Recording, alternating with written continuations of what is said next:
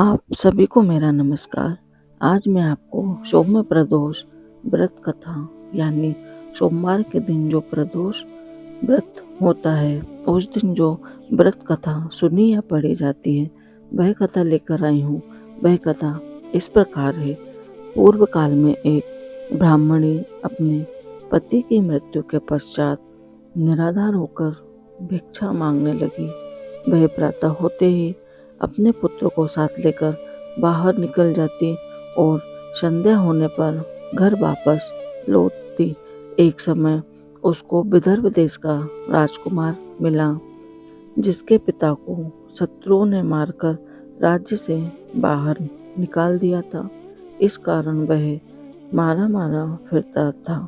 ब्राह्मणी उसे अपने साथ घर ले आई और उसका पालन पोषण करने लगी। एक दिन उन दोनों बालकों ने वन में खेलते खेलते गंधर्व कन्याओं को देखा। ब्राह्मण का बालक तो अपने घर आ गया परंतु राजकुमार साथ नहीं आया क्योंकि वह अंशुमति नाम की गंधर्व कन्या से बात करने लगा। दूसरे दिन वह फिर अपने घर से आया और वहाँ अंशुमति अपने माता पिता के साथ बैठी हुई थी। उधर ब्राह्मणी ऋषियों की आज्ञा से प्रदोष का व्रत करती थी। उस दिन अंशुमति के माता पिता ने राजकुमार से कहा कि तुम विदर्भ देश के राजकुमार धर्मगुप्त हो। हम श्री शंकर जी की आज्ञा से अपनी पुत्री अंशुमति का विवाह तुम्हारे साथ करना चाहते हैं। फिर राजकुमार का विवाह अंशुमति के साथ हो गया। बाद में राजकुमार ने गंधर्वराज की सेना की सहायता से विदर्भ देश पर अपना अधिकार कर लिया और ब्राह्मण के पुत्र को अपना मंत्री बना दिया।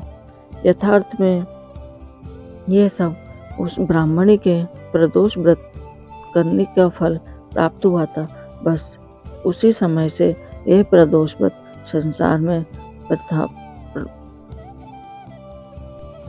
प्रारंभ हुआ है। अपनी सभी मनोकामनाओं की पूर्ति के लिए प्रदोष का व्रत किया जाता है।